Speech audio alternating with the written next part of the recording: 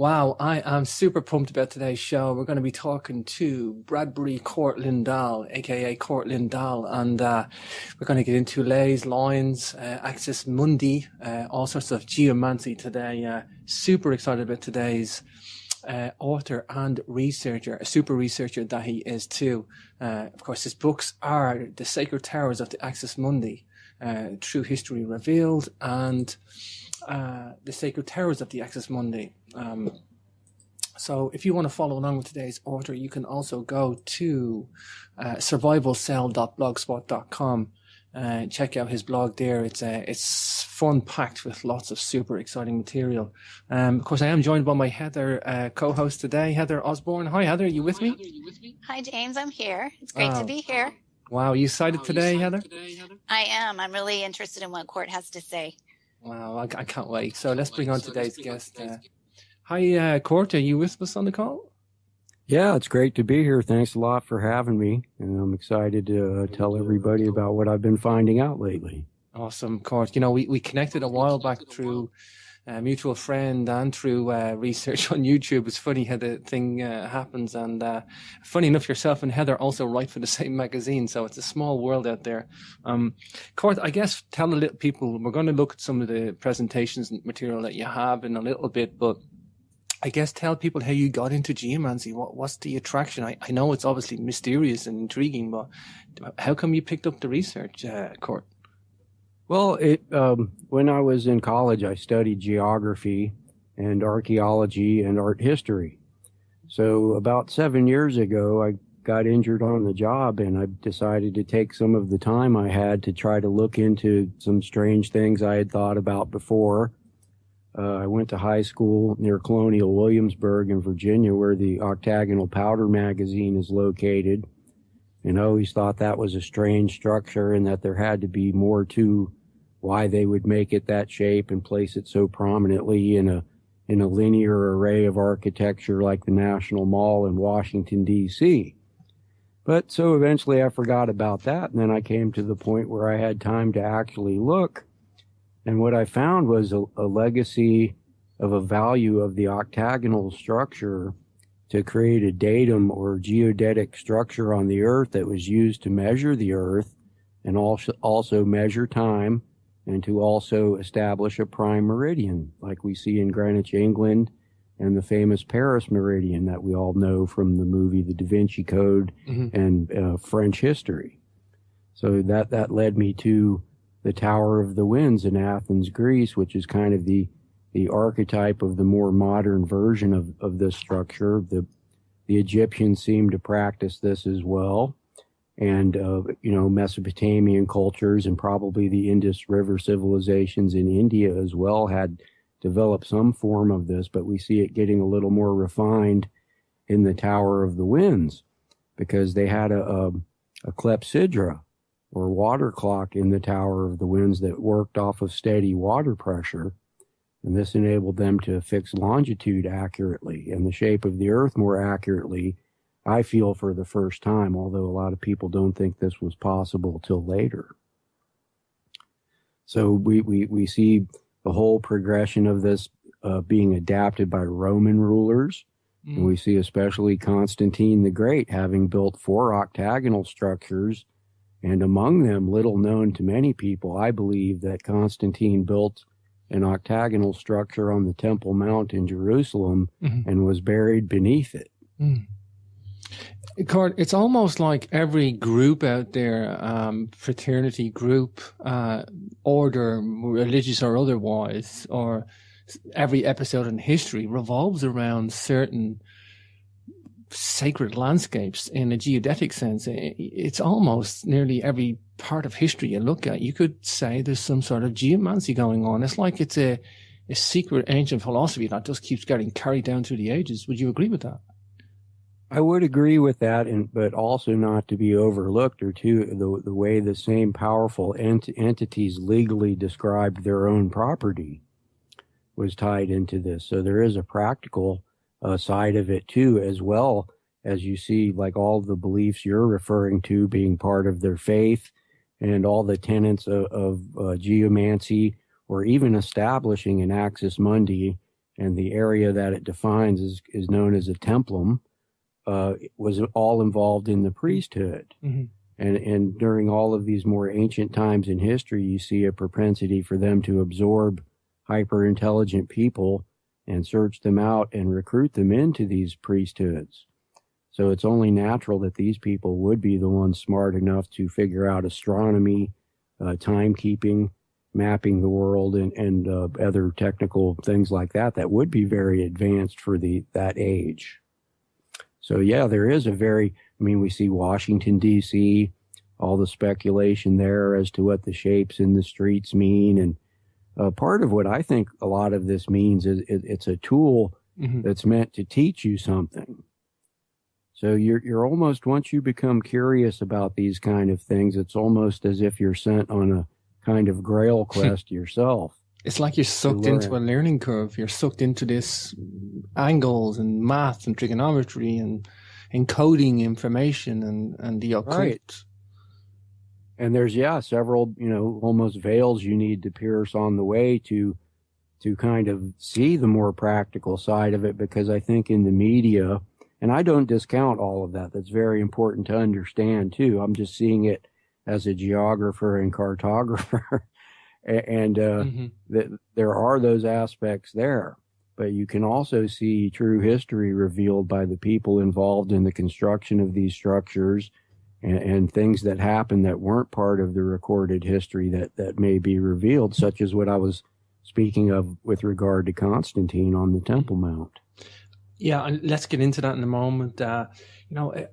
There's so many places I could pick, Court. I mean, and I love what you do. You know that anyway. We collaborated a little bit a long time ago, and great to finally get you in the show. Sorry I've been so slow, but I mean, you got places like you got places like Astana, and I know we talked about Kazakhstan before, but look at what's going on in Kazakhstan and Astana. I mean, and then I guess there's like the Mecca Center. You got Astana there. You're pulling it up now. Let me just switch over as well. Astana is just a mind-blowing example of what's going on with this material. Right. It is. It's amazing. They added the phoenix bird there recently, or at about the time we were talking to each other a few years back. But what you're seeing, it's kind of a linear array. Can you click on that middle image there, and make that bigger there for the audience? And then this one, I have that one already. Let's see. Oh yeah, any one of those there, I think. Maybe make that bigger. Did it come up? Not yet. No. Well, I'm seeing it on my screen, but okay. No, it looks very small. Anyway, for the moment, I mean, you can see the lines. I mean, who designed this place? Was this not an English guy did this? Right. Some of the things I read about that, I kind of looked at Astana and then moved on to other things. A lot of other people were looking at it, and I thought they would find things out about it too, and I could reference that. But what I found was the whole linear array of Astana points to Basilica San Vitale in Ravenna, Italy. Mm-hmm. And this is another structure that's related to the same kind of millennial themes and the same kind of royalty, not in Astana, obviously, but they're emulating that just like we did in Washington, D.C. and other places in the United States. So there was a large Eastern European population that did immigrate to Astana, and they kind of are the ones behind the from what I can see, the kind of Masonic themes that you see in the linear array there. Yeah. Including the pyramid, obviously. The pyramid, the lines, the grid pattern, geometry. It's just if you want to go to Google Earth and look at something cool and interesting, just go into Astana and just look at this place from Google Earth. It's incredible. It really is. Right. It's the cutting edge of that art today, I would say. It is quite spectacular. And also one of the facets of the Great Pyramid of Giza creates an azimuth that comes very close, I think within 6 miles of this linear array as well. I mean, yeah. So it's interesting that the pyramid's there. Yeah. And then, I mean, you take example, then go to Giza. again, it's not just a modern, I mean, Astana is a great modern example, but if you look at many ancient cities, there's a grid plan in place, and sometimes they almost imply a Pythagorean, or a geodetic knowledge of the earth. I mean, I just came back from Graham Hancock's book launch, as we were saying before the show. And one of the fascinating things in his new book, Magicians of the Gods, is that he talks about the city of Haran, and that the latitude that it's on beckons the angle of a 3-4-5 Pythagorean triangle. And I know Graham goes on about the layout, and many people do, about the Giza Plateau as well. So it's like these ancient cities. Maybe we can go to the Dome of the Rock as well, Court, if you want to pull that up. Right. It's a very ancient notion. I think even the Babylonians go back to this. They were the first ones to start encoding this, what some people call this gematria, the encoding of knowledge within. Right. This speaks to kind of the mystery quest that I was talking about later that you might be sent on, that I think that these people thought it would be better to encode these things in it because they realized it was hard to teach this to everyone themselves during the time in which they lived. So it relates to the concept of the pillars of Boaz and Yakin in masonry, where all the concepts of science and math were inscribed on those to survive. Even into the modern day, we see places like the Georgia Guidestones and the star chart at Hoover Dam. And Boaz and Yakin, that's referring to the inner world and the exterior world, isn't that correct? Yes, but that's what they also call the ceremonial pillars in the Masonic Hall, and those are featured in the Book of Enoch as well as having mathematics and geometrical concepts inscribed on them in order to survive a catastrophe. You know, I was just talking about the Boaz and Yakin pillars at Avebury Stone Circle. There's a Masonic Hall or churchyard, and I don't know what it is. It's a multitude of functional building, but it's just right beside the Avebury. It's built on the grounds of Avebury Henge in Wiltshire. But yeah, interesting. I find that go ahead. Yeah, no, I find that, just to say, and I'm going to bring in, I find that at an awful lot of megalithic sites. You look at Stonehenge in Ireland, the second biggest henge in Ireland, as well as the Giant's Ring henge in Belfast, Ireland's biggest henge. There's Masonic halls right beside them. It seems to be that these guys knew something about these geodetic sacred places, Court. I agree. They appreciate the geometry and the mathematics and astronomy that fit with all of the lore of astrology that they value. We're just talking about the Book of Enoch. That's valued in Masonry to a large degree. And I mean, even the Book of Enoch is tied up in this whole story with the Debati brothers, their family is behind the great Cyclic Cross of Andé. And James Bruce, the descendant of Robert the Bruce that went to Ethiopia, and he brought back 3 ancient copies of the Book of Enoch to Europe, and he was one of the first people to ever do this. So they had an ancient copy to compare the modern version of the story to. And you see like tenets of the Book of Enoch and what James Bruce did in the Kirkwall scroll. Which is an enigmatic scroll in Scotland as well. At least that's my theory.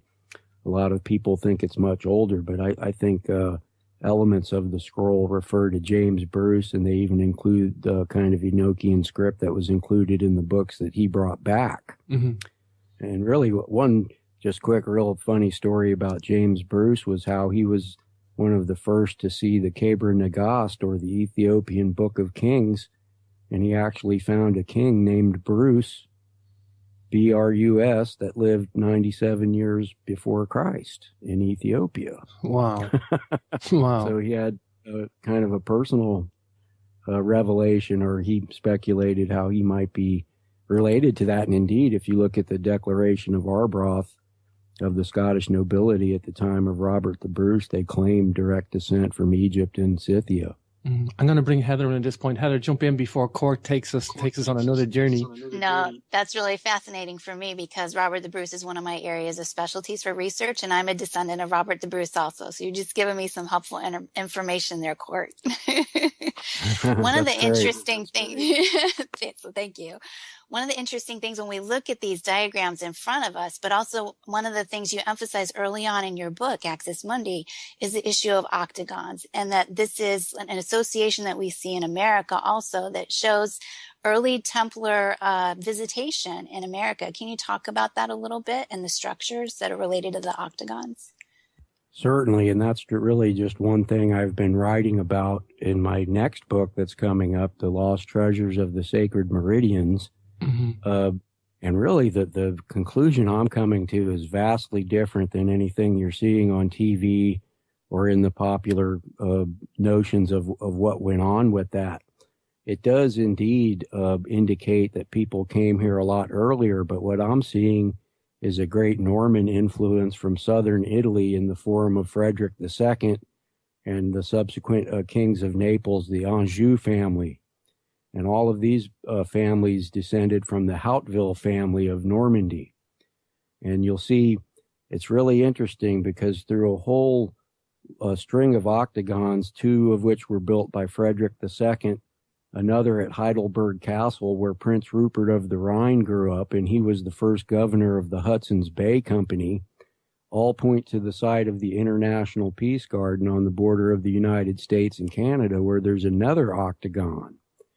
And what I found is that this was a point that was used as an axis or datum and place from which to measure, that even points to the Kensington runestone, the site of another runestone, and it also is on the same latitude as another pillar that seems to be a claim marker for the Hudson's Bay Company. Wow. So via an examination of all of this, I think as early as Frederick II, who really founded the Hanseatic League of the Baltic Rim, and he was more aligned with the Teutonic Knights than the Knights Templar.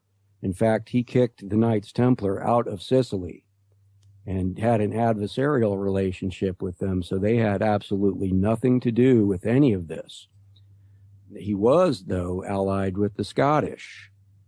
So their information, their knowledge of this could have come from Frederick II's Magi, Michael Scott, who was one of the most brilliant geometricians of the era, who even wrote a book called Spherae about spherical geometry. So what I found are these are the people who came. And it's not very clear how to what degree they were able to take advantage of their knowledge of the new continent. It even looks as though Columbus learned of this information via these same Norman families. Mm. So I don't think it was till the Hudson's Bay Company in the late 1600s when they were actually able to take advantage of it in any appreciable way. But people did come and explore earlier. You know, I'm glad you mentioned it. Well, you mentioned the Kensington Runestone. I'll have to mention Scott Walter at this point. He is coming on next month, but it wasn't until Scott Walter's work that I found the parallel between the Newport Tower and Mellifont Abbey in Ireland.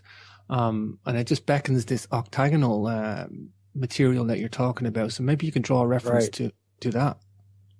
Sure. Well, the appreciation from the octagon starts kind of with the eight-pointed star of Ishtar and kind of works its way into Christian mythology through the concept of the Beatitudes, which are eight different angels and sayings that were valued highly by the Knights of Malta, for instance. And really, we see in the Knights of Malta, their organizational structure included regional divisions known as languas, such as the name of the Languedoc of France.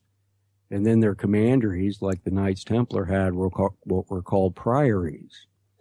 So you see a lot more of these instances that traditionally people are kind of applying to what the Knights Templar did. I'm finding the Knights of Malta did, or the Knights of Santiago, or possibly even the Knights of Calatrava, who were also created by the Cistercian order just as the Knights Templar were.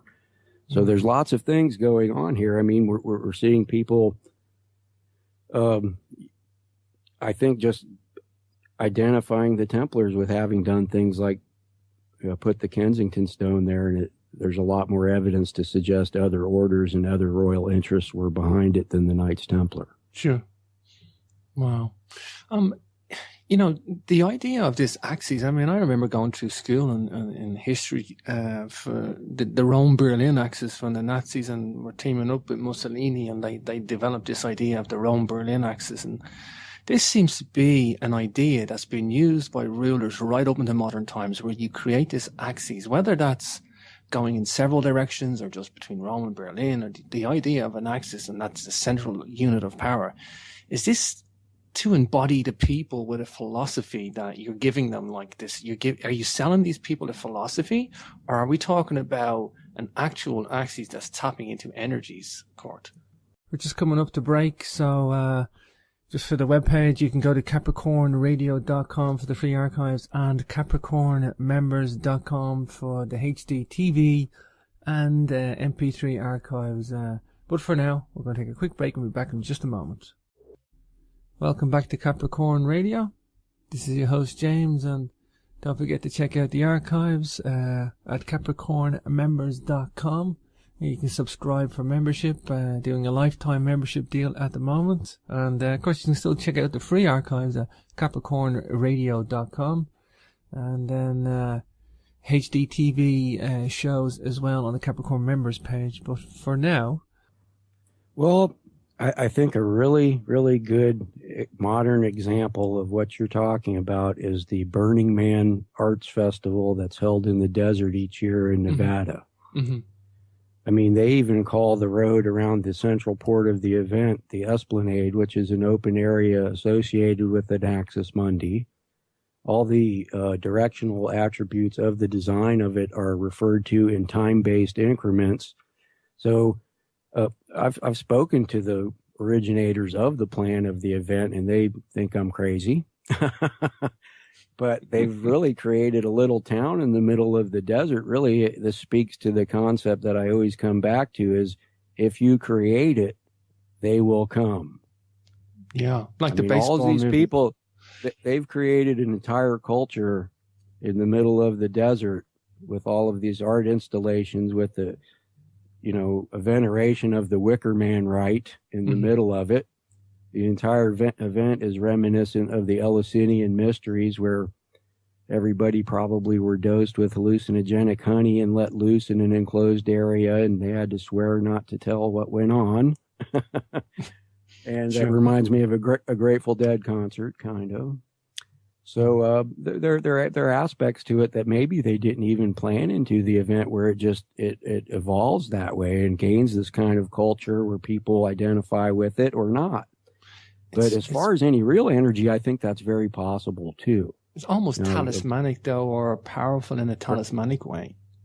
Right. I mean, even it's so funny because the shape of Burning Man points to Santiago de Compostela.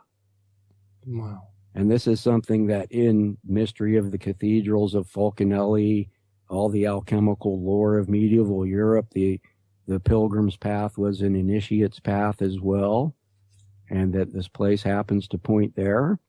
And it transects right over Minerva Peak in Nevada on the way. So even though they claim it's not planned, it gains some of these tenets, and I think if it was planned, I wouldn't be told anyway. So I'm not sure what's going on there. Maybe you can bring in the Vatican at this point, pull up a picture or two just for the audience again, Court, because we have spiritual groups or religious groups, whatever you want to call them. Some people will call them religious, and some people, there's a difference between religion and spirituality, obviously, but are they tapping into these energy or these centers or sacred landscapes because of they want to control people? They want to either tap into this spiritual energy for the purpose of, I'm trying to be tactful here for the religious audience, but perhaps to manipulate. Yeah, I mean, is that the idea? Is that the idea to? Let me see. Can I pull up the screen here? Well, whether it's a physical thing or not, I think that happens.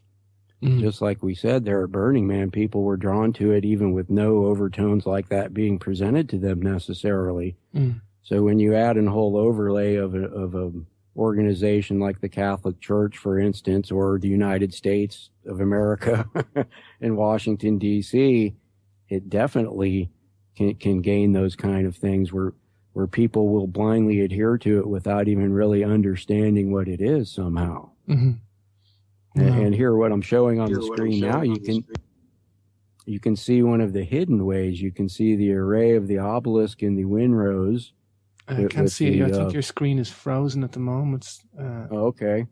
Well, the array at the Vatican has windrows markers around the obelisk that point to places. Right, and one of them points right to the Dome of the Rock, and the facet of that structure seems to have been oriented to point right back. And here you think, well, this is supposed to be a Muslim structure. Why would they do that? Mm.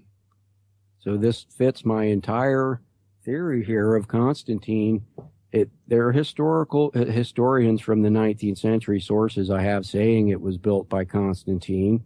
You have other ones saying that he built an octagon and it was demolished and they used the pieces of it again to build the Dome of the Rock at the time when they say it was in the 7th century. But there's even records of Justinian II sending artists and engineers to help the Caliph of Jerusalem build the Dome of the Rock. Mm-hmm. So there's a lot of imperial manipulation and things like that could indicate something else is going on there. I mean, in addition to that, this octagonal structure is just not a Muslim form of architecture. You have a clear lineage of Roman and Byzantine rulers. Charlemagne built a copy of the Dome of the Rock at Aachen Cathedral. So the Dome of the Rock's lineage is more imperial Roman than any kind of Muslim form of architecture. Indeed, I don't think there is even another Muslim octagonal structure in the world that was built around this time. Mm-hmm. So many architectural historians point to the Dome of the Rock as an oddity that really can't be explained away. Even the architectural elements are pointed to, the actual columns and cross members and everything are pointed to as being Byzantine in design. Mm. Mind blowing. Heather, you so want to there's jump some in hidden. here? There's some hidden. Yeah, history. Another interesting thing, speaking of Burning Man, is the Bohemian Grove, which, I wasn't aware of those alignments that you brought up with the magic squares, because I've always, had a lot of trepidation about what goes on there. But it's really quite frightening, the possibility of harnessing that kind of energy. If you could talk a little bit about the alignments there and what goes on. Right. I haven't found too much that actually points to there, but the Bohemian Grove is oriented on the exact 123rd degree of longitude, which is kind of interesting. The whole area has an interesting history with the Order of Oddfellows and other secret societies that held similar meetings there. So one of the things we're seeing there is a combination of all these different groups using that place for their rituals and initiations and things like that as well. But the Burning Man, a lot of people point to it as being similar to the Bohemian Grove. And that's possible. I mean, a lot of people bring items to throw into the Burning Man that's similar to the cremation of care ceremony at Bohemian Grove. I'm not so sure that for instance, the Bohemian Grove is as insidious as it's been presented to us by Alex Jones or other people. It's kind of like a big college fraternity on steroids with people who do have real power. So that is more of what I would fear from it than any real occult energy or force or anything like that. But also, I think they like to have those concepts identified with them. I mean, we've been seeing a lot of stuff about pirates lately. I mean, the whole Masonic concept of having the skull and bones to look at to contemplate your mortality, to show you that life is only so short. You only have so much time on the earth that, when the pirates ran the Jolly Roger up, they were saying, you better contemplate your mortality right now. Wow. and behave accordingly in a way. So there are Masonic connections to things like that. And you always do see those connections. So it's like a motorcycle gang. If you see the skulls and the stuff like that, you want to stay away. So maybe it's kind of a way of telling people don't come here as well. I know that the German Templars are the Knights of Malta, the black one, the guys with the black cross, the black Masonic cross. They're like a spin-off of the Knights of Malta, but I know these guys, they have the skull and bones in their ideology as well. But I wasn't aware of it because of their mortality. I didn't know that. Right, and that organization also led to the Skull and Bones organization there at Yale University that's famous for President Bush being a member and John Kerry and other people. So that did derive in Germany. Yeah, well, it was in Vienna, the city of Vienna, that I was doing the whole tour of the city, and from Beethoven to everything else, and he was a Mason as well. But the whole city is just regalia of Masonic emblems, and heavily focused on that German wing with the black. Right, and I think people forget too the skull and bones symbol is heavily associated with Robert the Bruce, and a lot of people don't know this either, that when Sir James Douglas, now he was named for Santiago, his uncle James Stuart, the 5th Earl of Stuart, was the first person really to be named in the English line of kings to be James, and that was his uncle.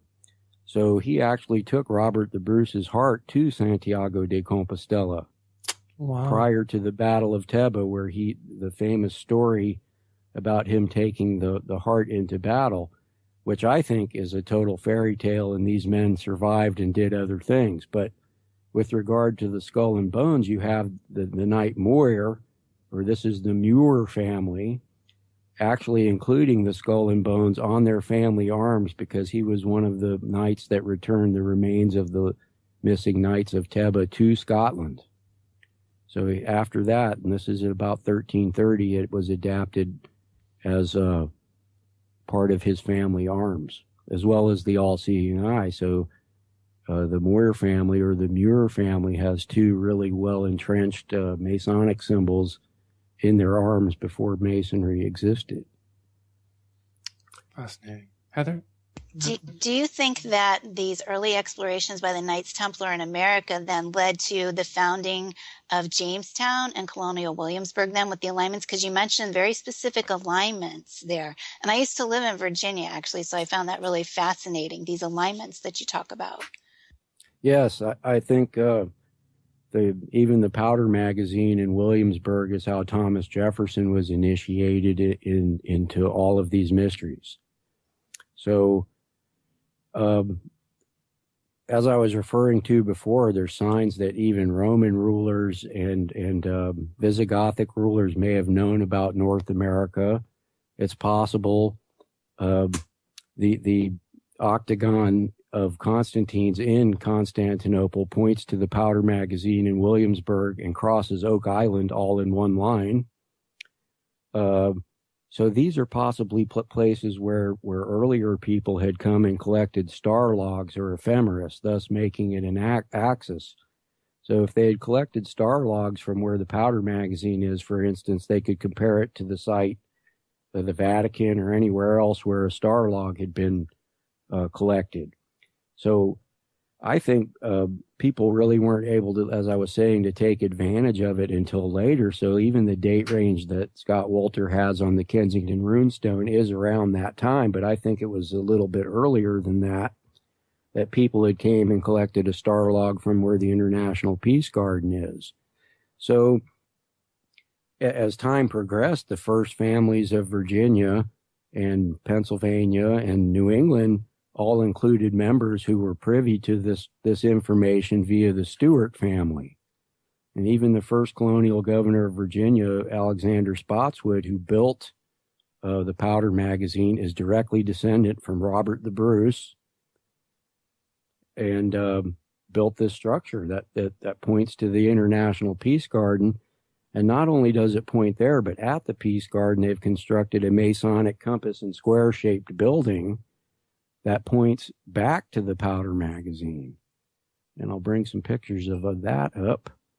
But that's incredible, because that, to me, shows knowledge of what I'm talking about on the part of the people who manage the Peace Garden now. So that's a pretty incredible association. It's just mind-blowing with the The fact that you can just There, go to can you Google see Earth those? Look at those two pictures. Those two buildings point at each other. Mm-hmm. Built by the same family. Wow. Undoubtedly, The Stewart family indirectly is behind the establishment of the International Peace Garden as well in 1932. The Eaton family, who owned a department store chain in Canada, were on the board of directors, and they are Stewarts. Wow.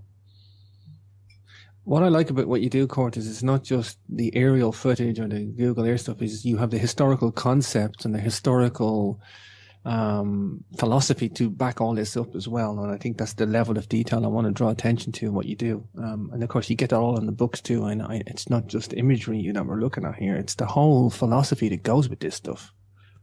Yes, it's amazing too when you find, structures like this and then go look into the background of who built them and find really quickly that the same families and people were behind lots of them. I mean, and this does start at the Vatican. We know Constantine built the old St. Peter's there, and the whole new array of the Vatican points right to the royal district of Constantinople, where they had his son and grandson had another Egyptian obelisk erected there. So it's all a plan.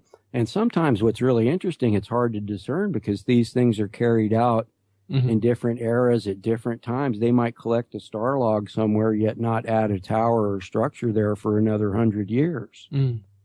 Wow. And I think that's the case at the Newport Tower in Rhode Island there, where there's a lot of debate about when that was built. It amazes me. I've been to Rome, and when you walk around the courtyard of the Vatican there, and mostly all of the city anyway, but especially around the Vatican and St. Peter's Basilica, the geometric plan of the city. Many people walk around that city oblivious to all this, Court. The majority are oblivious to all this. They all walk with their head to the ground and they're blind to all this material. They really are. Right. And if you look at Paris and Rome, you can see Washington, D.C. was definitely inspired by the layout of both of those cities. And Rome is incredible, too, because the way they've uncovered a lot of the, ruins there, you can see where different rulers were making different alignments and how some of them allied with each other. And that's really one of the groundbreaking things I've just discovered here in the last week is that in the alignment of the Forum of Trajan and Julius Caesar, both of those fora are aligned with each other, kind of like a linear park. This is the earlier evolution of what we see at the Peace Garden. At the southern end of this alignment, Emperor Vespasian added the Temple of Peace to this alignment. This Temple of Peace with the alignment of the Forum of Julius Caesar and Emperor Trajan points to the International Peace Garden. So at the Temple of Peace is where the menorah was stored that was looted from the temple when Titus sacked the Temple Mount.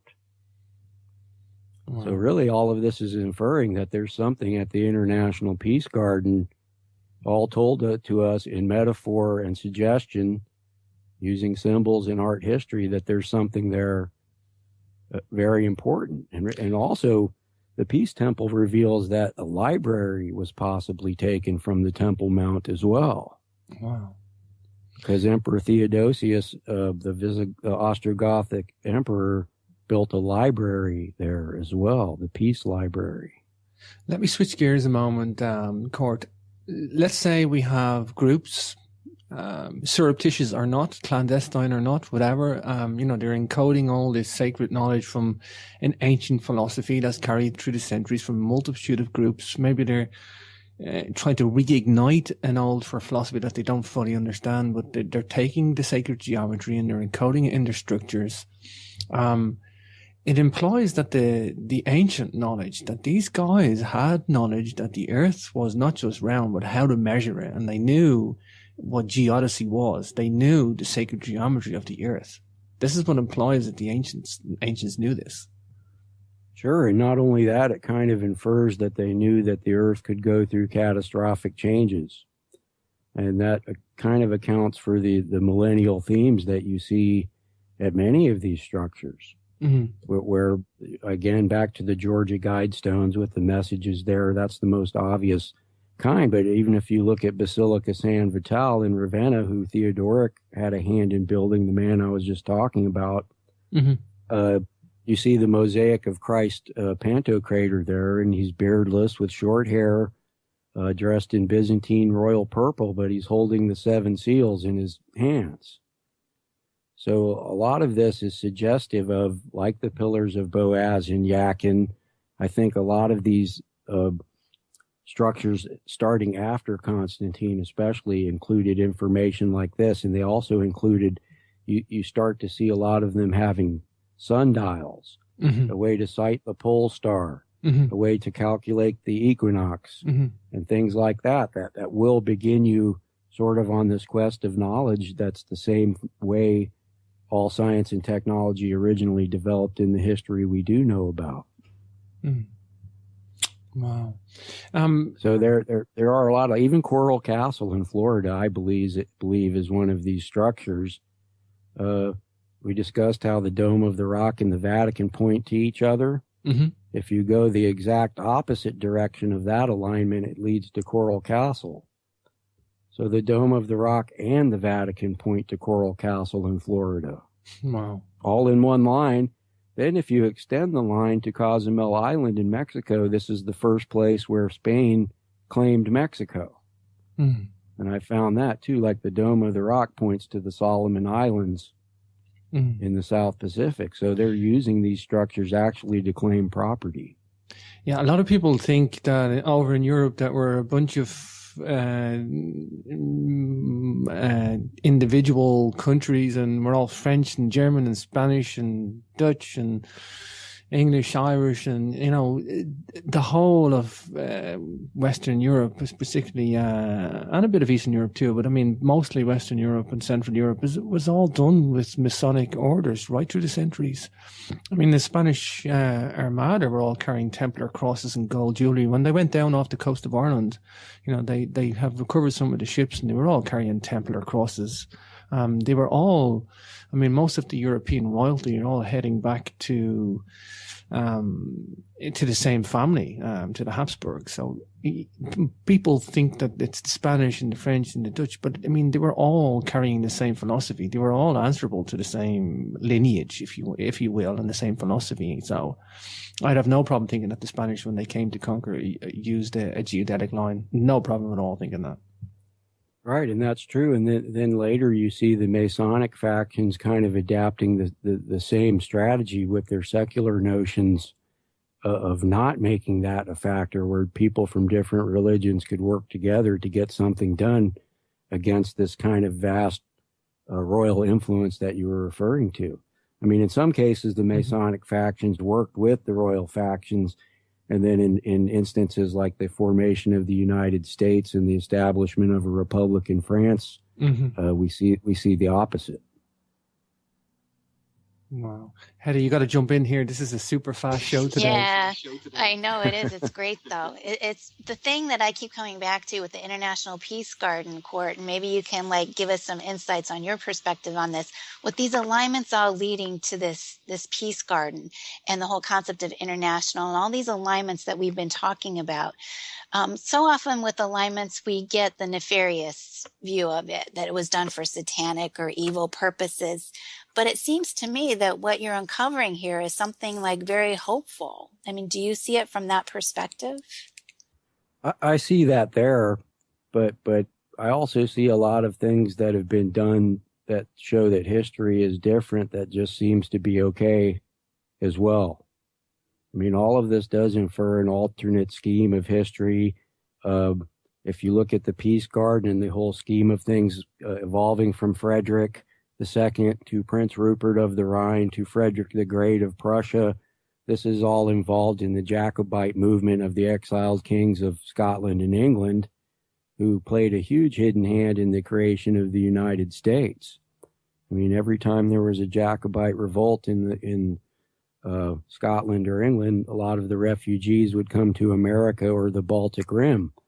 So you can see the influence of even an intelligence network in colonial America that's composed of these people that have these values. And that's why it's interesting to see later all of these tenants going into places like Washington, D.C., and Thomas Jefferson building his 3 octagons that all point to amazing places like Roslyn Chapel and the Sans Souci estate of Frederick the Great and the King's Knot at Stirling Castle. So Thomas Jefferson is showing you who his allies are and who his influences are and who his allegiances to. So Frederick the Great, you even see subsequent, you see the monarchy, the King of America being offered to Bonnie Prince Charlie, a Jacobite exiled king, and Prince Henry of Prussia, Frederick the Great's brother.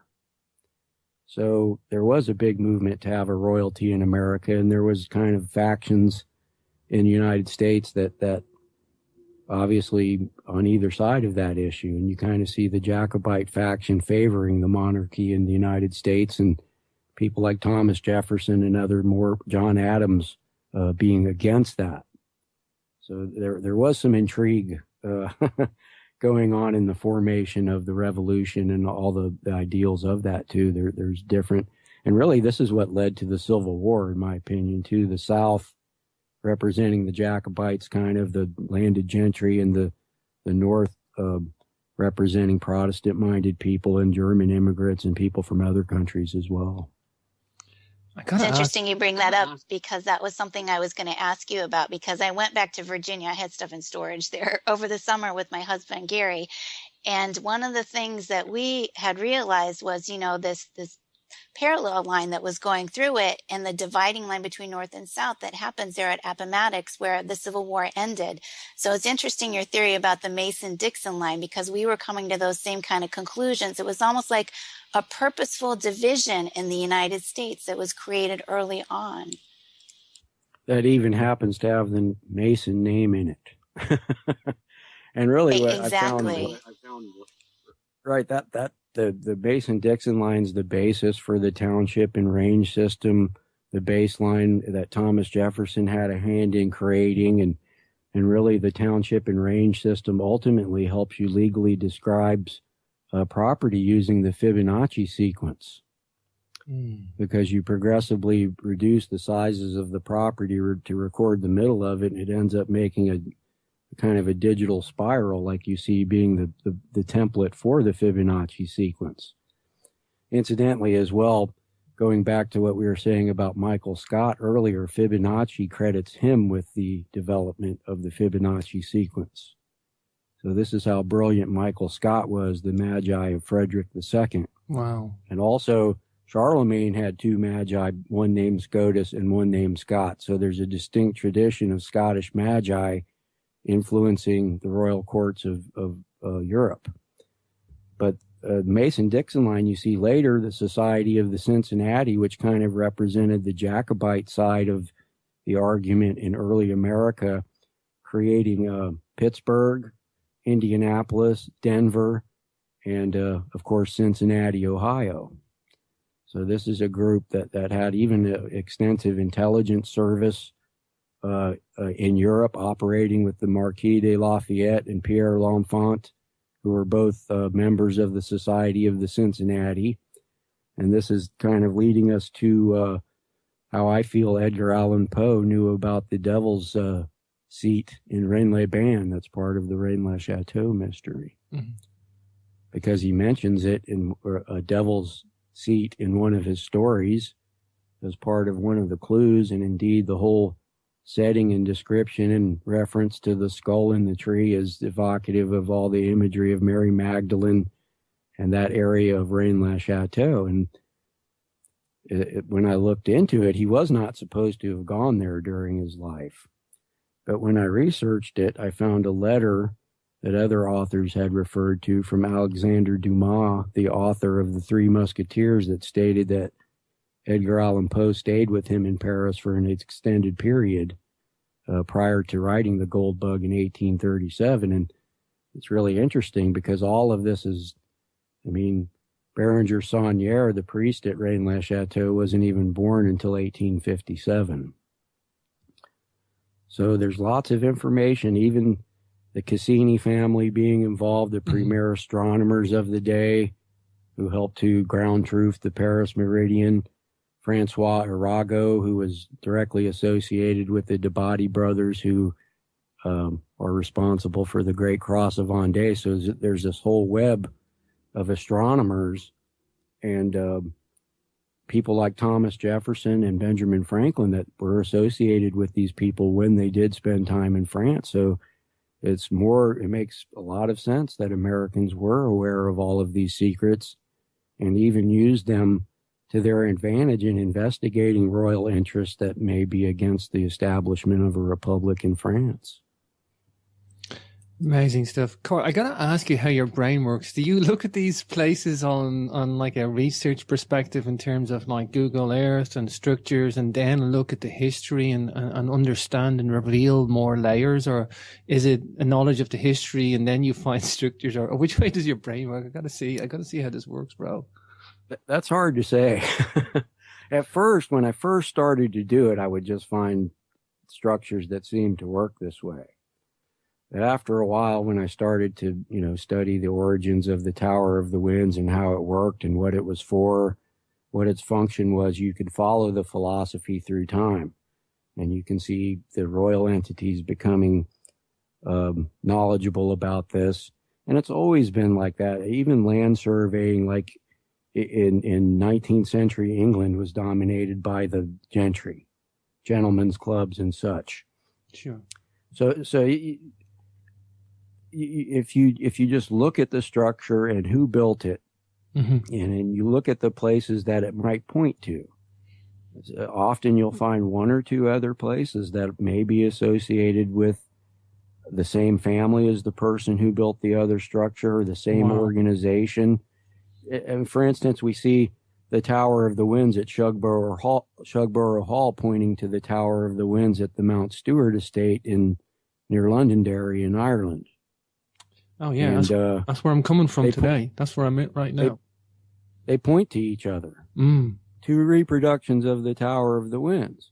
Gotcha. And then you have the King's Knot at Stirling Castle points to the star in the landscape of Rennes-le-Château, with the star pointing back, and the line crosses the Tower of the Winds at Shugborough Hall. Wow. So they're setting up a talismanic landscape similar to one of these linear parks, but on a much larger global scale. Fascinating. So yeah, it takes a little bit to understand. I note other people trying and not getting it, but after a while you'll use genealogy and the same characters, an organization like the Hudson's Bay or the Holy Roman Emperor. If you follow all those, they all did this. So it becomes obvious pretty quick.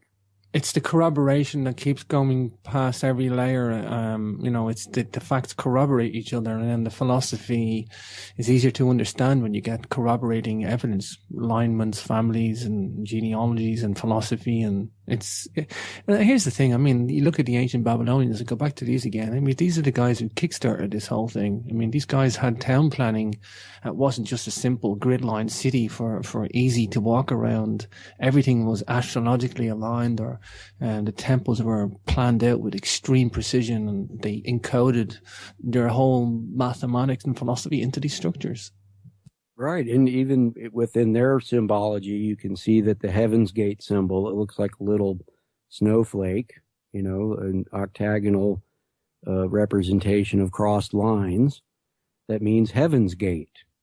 And so that's where they were doing their astronomy from. The Heaven's Gate. And this whole concept's maybe got twisted around a little through the TV show Stargate. Sure. And plus there is a 19th century, at least, a belief that a lot of these axes did involve like time-based vortexes and things like that. So there is an occult belief and things like that associated with the more modern versions of what's going on in Girona and Rennes-le-Château. Sure. And if you even go back to Girona, Charlemagne's involved all in that too. So for sure. Cort, we're almost out of time. I know I only had you on for a quick hour today. We are going to get you back and do a proper full-length show. I guess, just tell people where we can give people the names of your books and where we can get a copy of them, and obviously give out your website as well, please. Okay, the only book I'm marketing now is called The Sacred Towers of the Axis Mundi, and there's a link to it at my blog, survivalcell.blogspot.com. It's available on CreateSpace or Amazon. And my last book was called Axis Mundi, but I'm taking that down for sale because really in this new book I've updated and informed everybody a lot better about some of the subjects I covered in there, and I covered a little bit of the same ground. So I'm going to just sell the later book.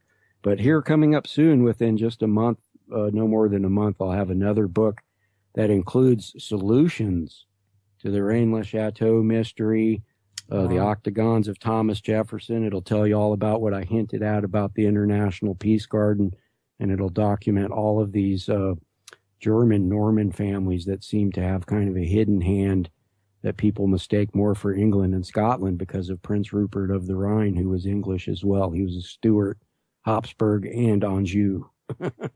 Anjou. For sure.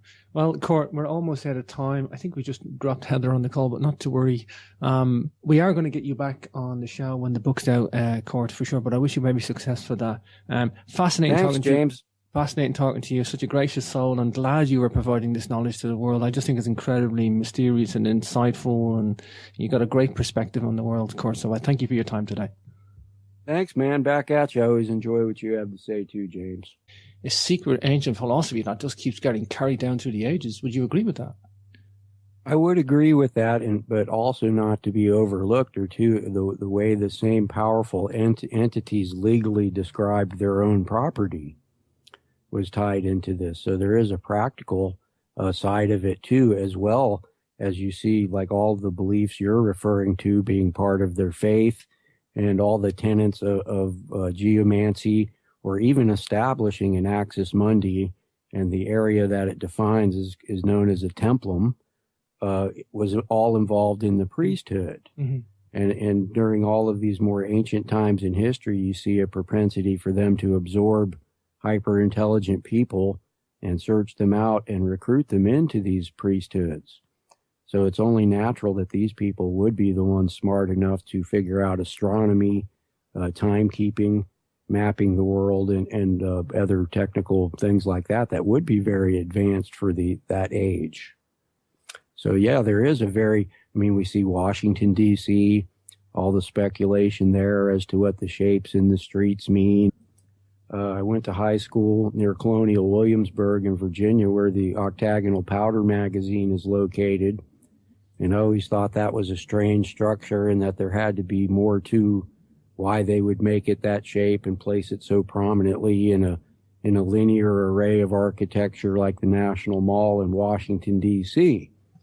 But so eventually I forgot about that, and then I came to the point where I had time to actually look, and what I found was a legacy of a value of the octagonal structure to create a datum or geodetic structure on the Earth that was used to measure the Earth and also measure time, and to also establish a prime meridian like we see in Greenwich, England, and the famous Paris meridian that we all know from the movie The Da Vinci Code, mm-hmm. and French history.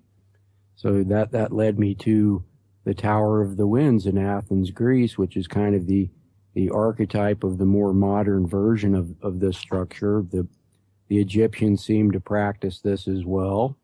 And, Mesopotamian cultures and probably the Indus River civilizations in India as well.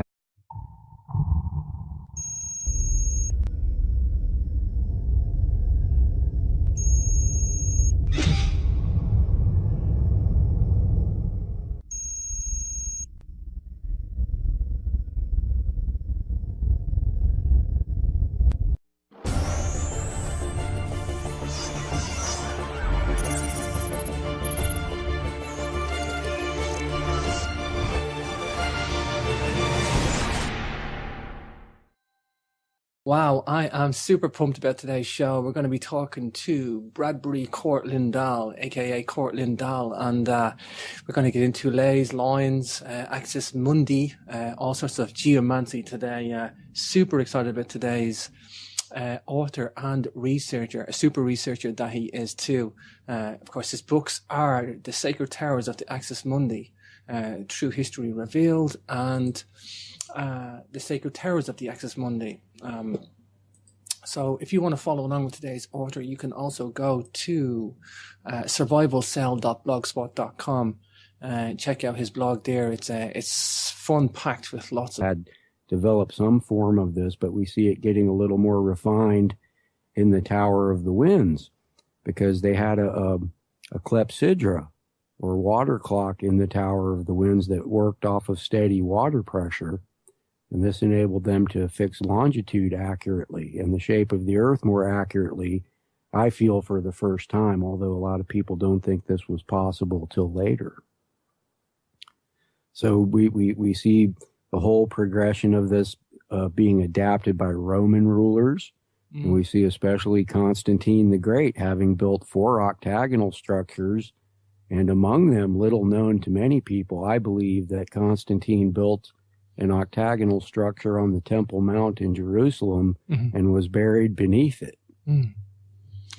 Cort, it's almost like every group out there, fraternity group, order, religious or otherwise, or every episode in history revolves around certain sacred landscapes in a geodetic sense. It's almost nearly every part of history you look at, you could say there's some sort of geomancy going on. It's like it's a super exciting material.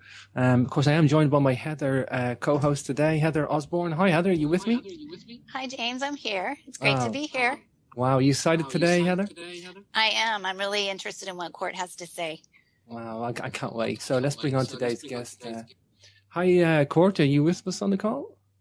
Yeah, it's great to be here. Thanks a lot for having me. And I'm excited to tell everybody about what I've been finding out lately. Awesome, Cort. You know, we connected a while back through a mutual friend and through research on YouTube. It's funny how the thing happens. And funny enough, yourself and Heather also write for the same magazine. So it's a small world out there. Cort, I guess tell the little people, we're going to look at some of the presentations and material that you have in a little bit, but I guess tell people how you got into geomancy. What's the attraction? I know it's obviously mysterious and intriguing, but how come you picked up the research, Cort? Well, when I was in college, I studied geography and archaeology and art history. So about 7 years ago, I got injured on the job, and I decided to take some of the time I had to try to look into some strange things I had thought about before,